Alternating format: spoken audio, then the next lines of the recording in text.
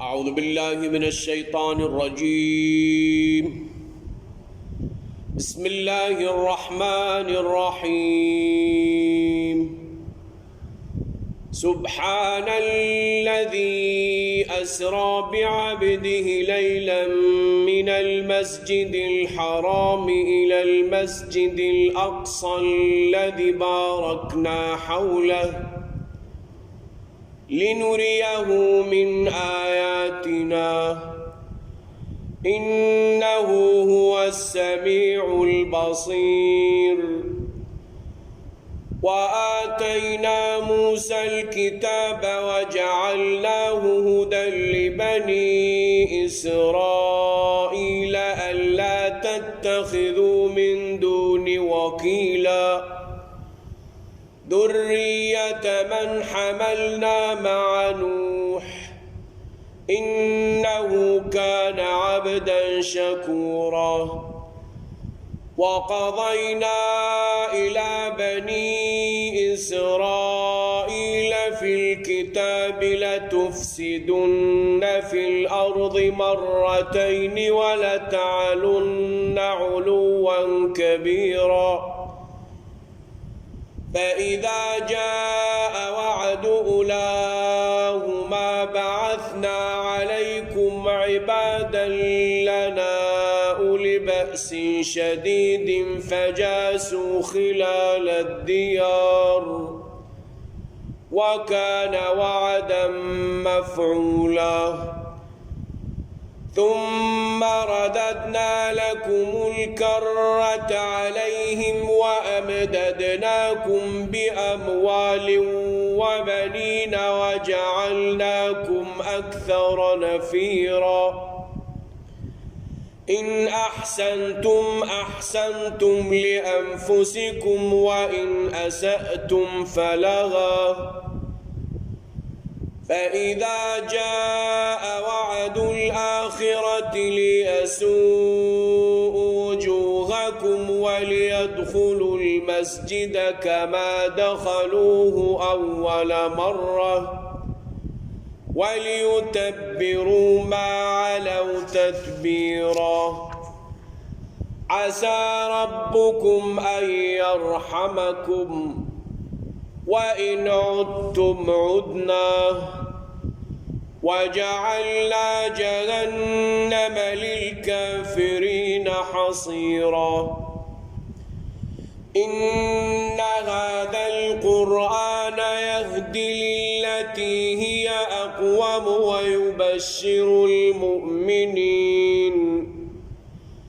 ويبشر المؤمنين الذين يعملون الصالحات أن لهم أجرا كبيرا وأن الذين لا يؤمنون بالآخرة أعتدنا لهم عذابا أليما. ويدعو الإنسان بالشر دعاءه بالخير وكان الإنسان عجولا. وجعلنا الليل والنهار آيتين فمحونا آية الليل وجعلنا آية النهار مبصرة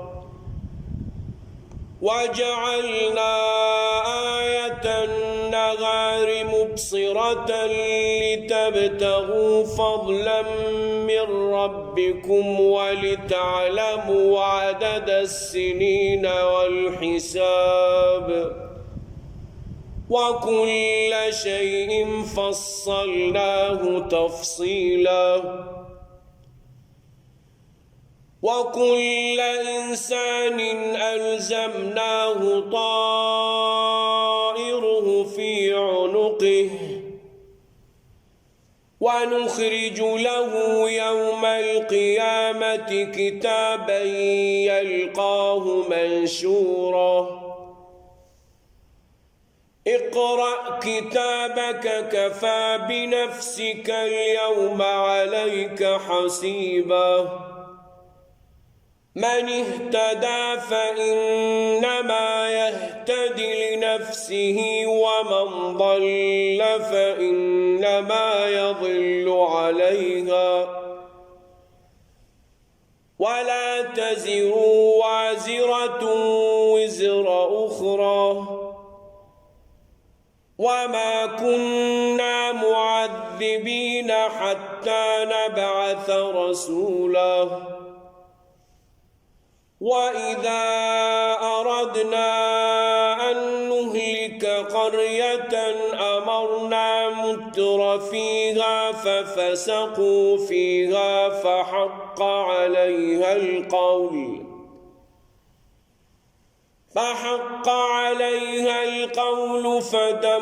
فدمرناها تدميرا وكم أهلكنا من القرون من بعد نوح وكفى بربك بذنوب عباده خبيرا بصيرا من كان يريد العاجلة عجلنا له فيها ما نشاء لمن نريد ثم جعلنا له جهنم يصلاها مذموما مدحورا ومن أراد الآخرة وسعى لها سعيها وهو مؤمن فأولئك كان سعيهم مشكورا كلا نمد هؤلاء وهؤلاء من عطاء ربك وما كان عطاء ربك محظورا انظر كيف فضلنا بعضهم على بعض وللآخرة أكبر درجات وأكبر تفضيلا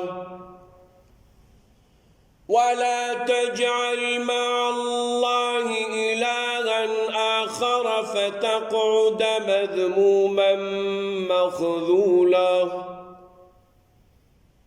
وقضى ربك ألا تعبدوا إلا إياه وبالوالدين إحسانا إما يبلغن عندك الكبر أحدهما أو كلاهما فلا تقل لهما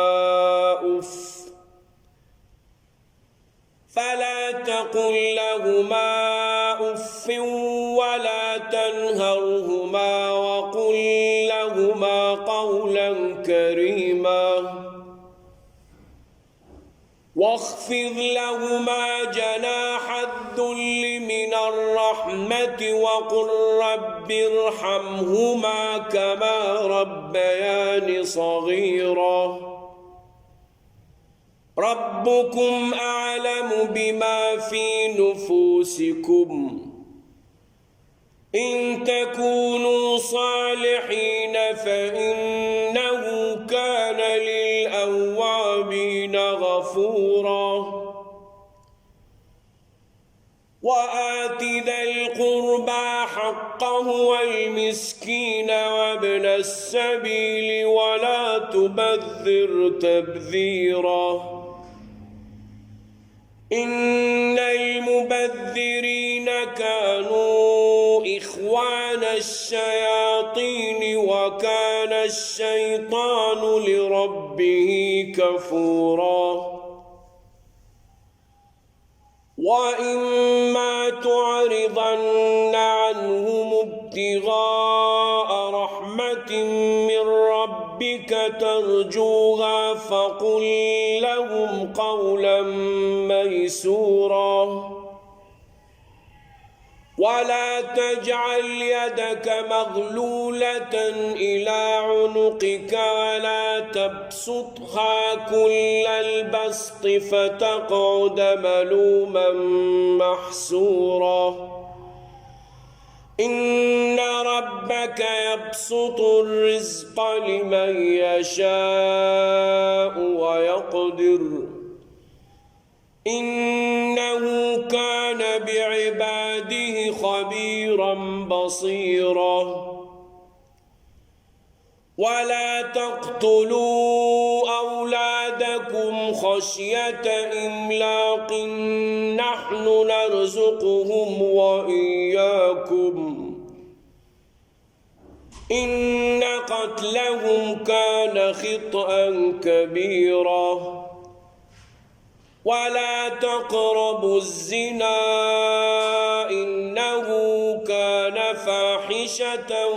وساء سبيلا ولا تقتلوا النفس التي حرم الله إلا بالحق ومن قتل مظلوما فقد جعلنا لوليه سلطانا فلا يسرف في القتل إنه كان منصورا ولا تقربوا مال اليتيم إلا بالتي هي أحسن حتى يبلغ أشده وأوفوا بالعهد إن العهد كان مسؤولا وأوفوا الكيل إذا كلتم وزنوا بالقسطاس المستقيم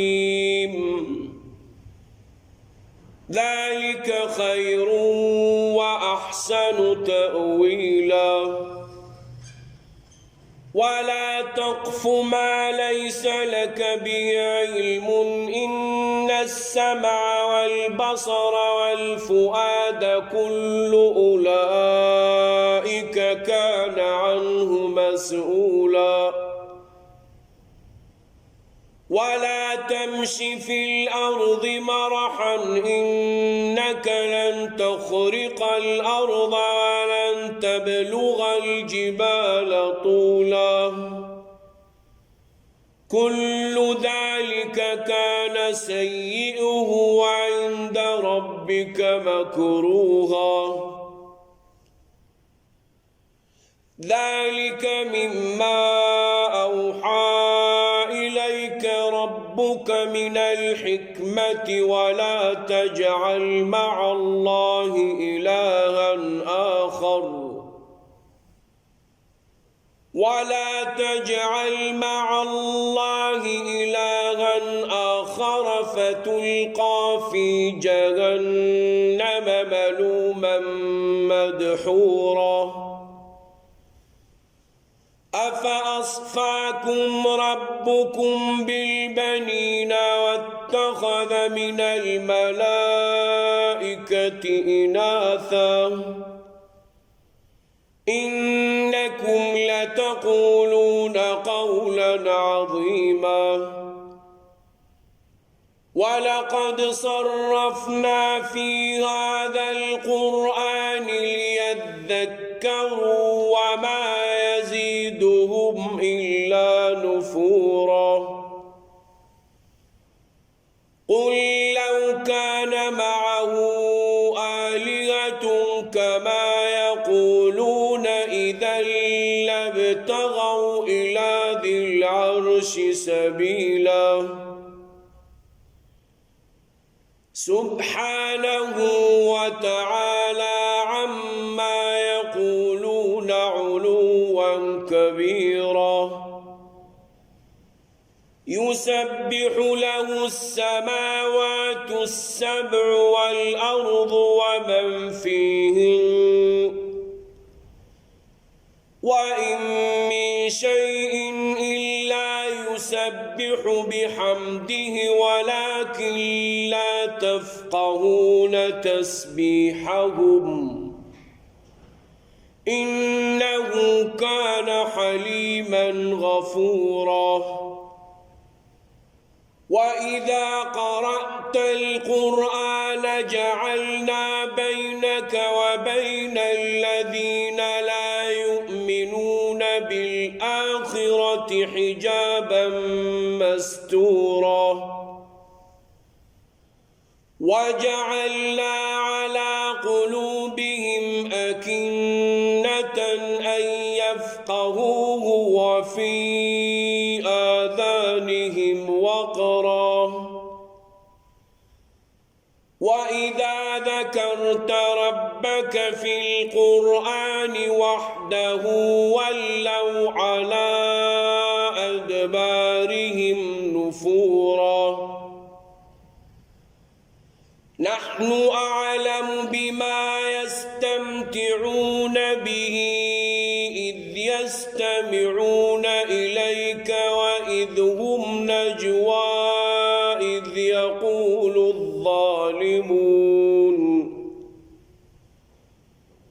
إذ يقول الظالمون إن تتبعون إلا رجلا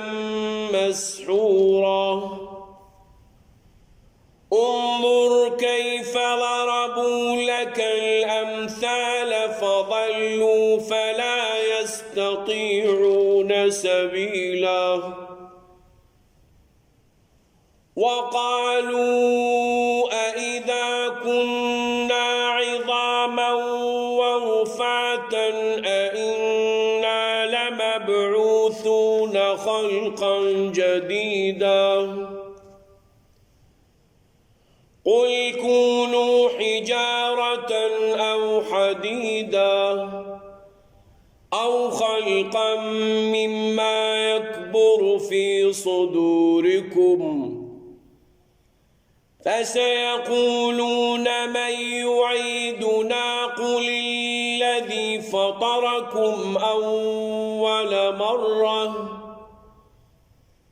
فسينغضون إليك رؤوسهم ويقولون متاه وقل عسى أن يكون قريبا يوم يدعوكم فتستجيبون بحمده وتظنون إن لبثتم إلا قليلا وقل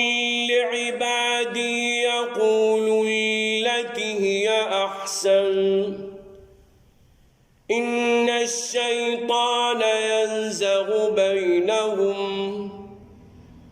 إن الشيطان كان للإنسان عدوا مبينا ربكم أعلم بكم إن يشأ يرحمكم أو إن يشأ يعذبكم وما أرسلناك عليهم وكيلا وربك أعلم بمن في السماوات والأرض ولقد فضلنا بعض النبيين على بعض وآتينا داود زبورا قل ادعوا الذين زعمتم من دونه فلا يملكون كشف الضر عنكم ولا تحويلا أولئك الذين يدعون يبتغون إلى ربهم الوسيلة أيهم أقرب ويرجون رحمته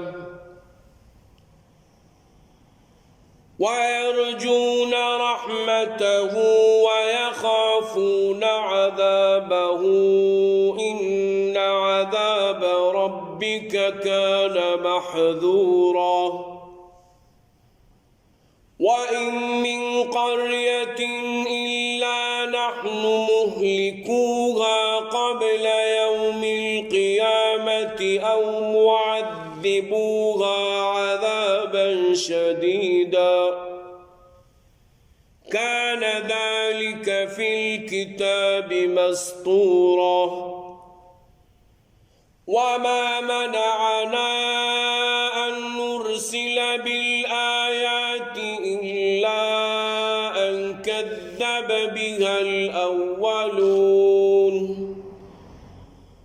وآتينا ثمود الناقة مبصرة فظلموا بها وما نرسل بالآيات إلا تخويفا وإذ قلنا لك إن ربك أحاط بالناس وما جعلنا الرؤيا التي أريناك إلا فتنة للناس والشجرة الملعونة في القرآن ونخوفهم فما يزيدهم إلا طغيانا كبيرا وإذ قلنا للملائكة اسجدوا لآدم فسجدوا إلا إبليس قال أأسجد لمن خلقت طينا قال أرأيتك هذا الذي كرمت علي لئن أخرتني إلى يوم القيامة لأحتنكن ذريته إلا قليلا قال اذهب فمن تبعك منهم فإن جهنم جزاؤكم جزاء موفورا واستفزز من استطعت منهم بصوتك وأجلب عليهم بخيلك ورجلك وشاركهم في الأموال والأولاد وعدهم وما يعدهم الشيطان إلا غرورا إن عبادي ليس لك عليهم سلطان وكفى بربك وكيلا ربكم الذي يزجي لكم الفلك في البحر لتبتغوا من فضله إنه كان بكم رحيما وإذا مسكم الضر في البحر ضل من تدعون إلا إياه فلما نجاكم إلى البر أعرضتم وكان الإنسان كفورا أفأمنتم أن يخسف بكم جانب البر أو يرسل عليكم حاصبا ثم لا تجد لكم وكيلا أم أمنتم أن يعيدكم فيه تارة أخرى فيرسل عليكم قاصفا من الريح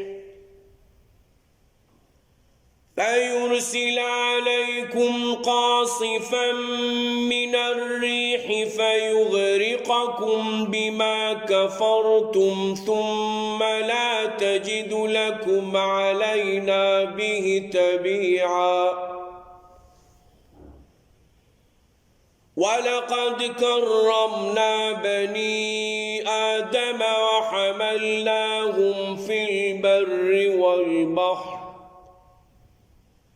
ورزقناهم من الطيبات وفضلناهم على كثير ممن خلقنا تفضيلا يوم ندعو كل أناس بإمامهم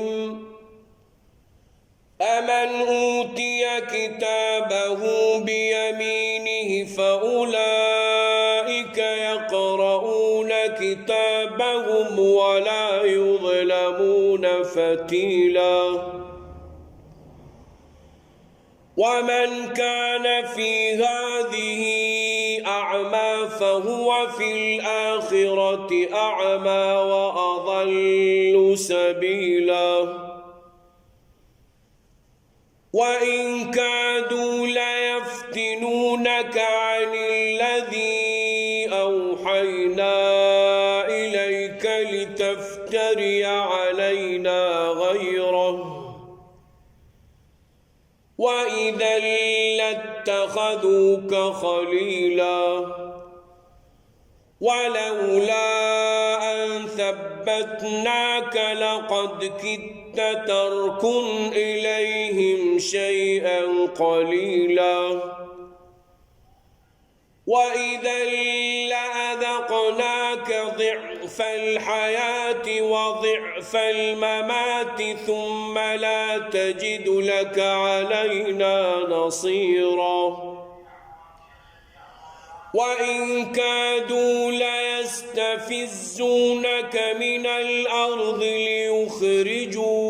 منها وإذا لا يلبثون خلافك إلا قليلا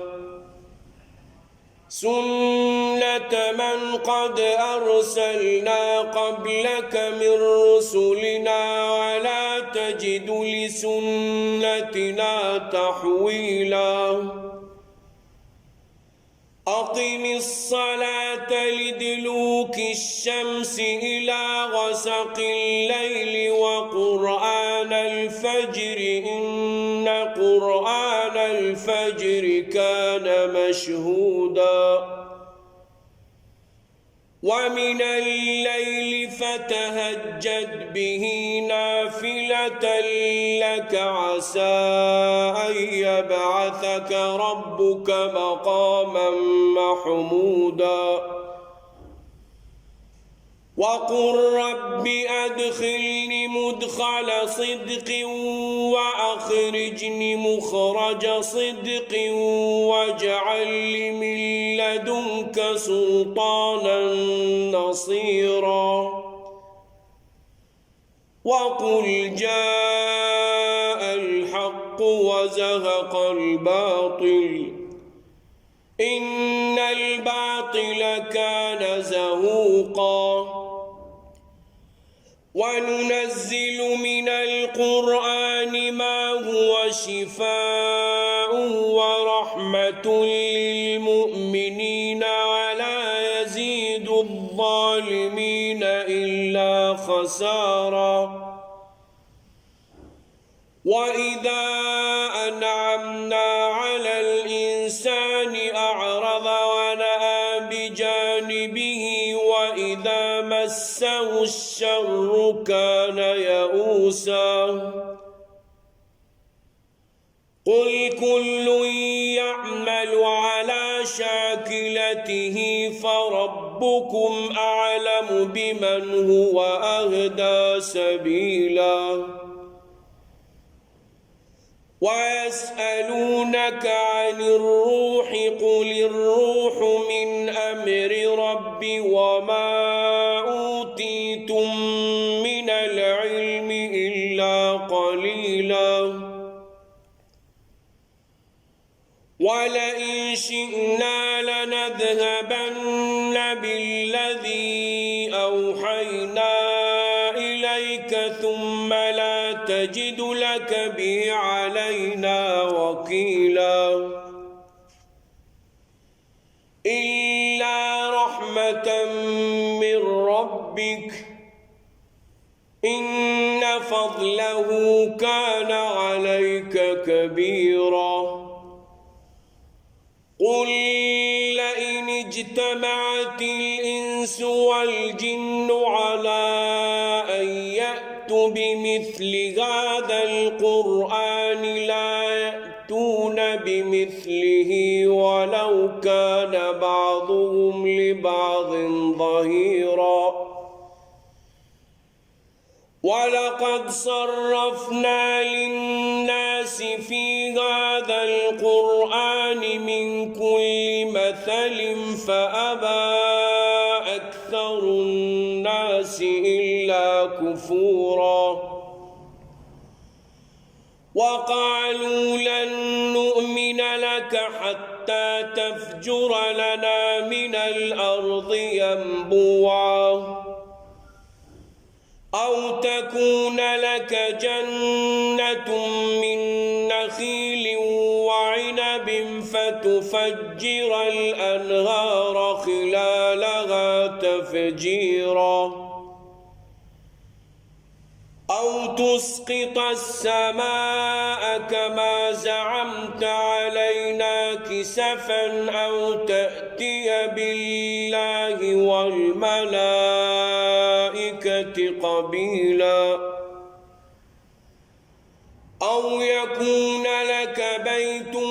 من زخرف أو ترقى في السماء ولن نؤمن لرقيك حتى تنزل علينا كتابا نقرأه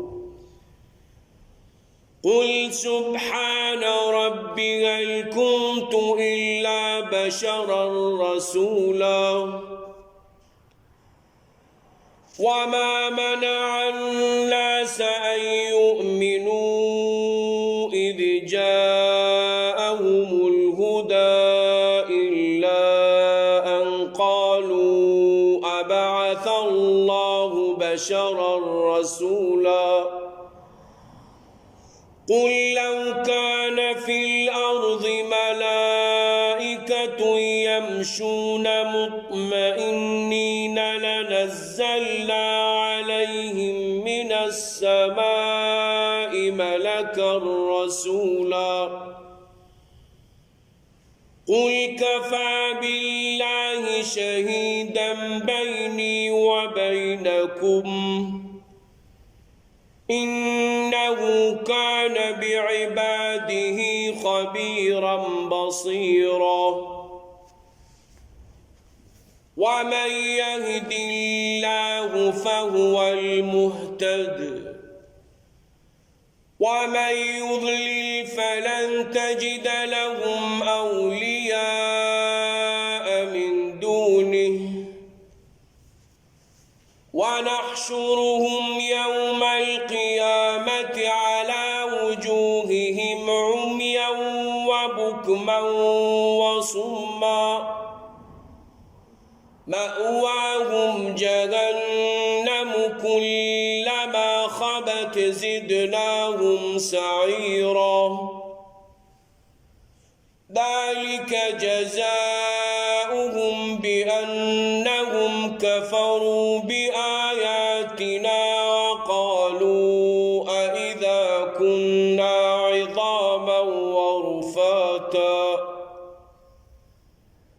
وقالوا أإذا كنا عظاما ورفاتا أإنا لمبعوثون خلقا جديدا أولم يروا أن الله الذي خلق السماوات والأرض قادر على أن يخلق مثلهم وجعل لهم أجلا لا ريب فيه فأبى الظالمون إلا كفورا قل لو أنتم تملكون خزائن رحمة ربي إذا لأمسكتم خشية الإنفاق وكان الإنسان قتورا ولقد آتينا موسى 9 آيات بينات فاسأل بني جاءهم فقال له فرعون إني لأظنك يا موسى مسحورا قال لقد علمت ما أنزل هؤلاء إلا رب السماوات والأرض بصائر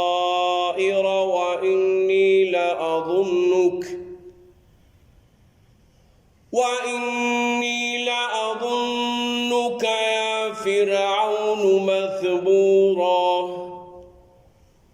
فأراد أن يستفزهم من الأرض فأغرقناه ومن معه جميعا وقلنا من بعده لبني إسرائيل اسكنوا الأرض فإذا جاء وعد الآخرة جئنا بكم لفيفا وبالحق أنزلناه وبالحق نزل وما أرسلناك إلا مبشرا ونذيرا وقرآنا فرقناه لتقرأه على الناس على مكث ونزلناه تنزيلا قل آمنوا به أو لا تؤمنوا إن الذين أوتوا العلم من قبله إذا يتلى عليهم يخرون للأذقان سجدا ويقولون سبحان ربنا إن كان وعد ربنا لمفعولا ويخرون للأذقان يبكون ويزيدهم خشوعا قل ادعوا الله أو ادعوا الرحمن أيما تدعوا فله الأسماء الحسنى ولا تجهر بصلاتك ولا تخافت بها وابتغ بين ذلك سبيلا وقل الحمد لله الذي لم يتخذ ولدا ولم يكن له شريك في الملك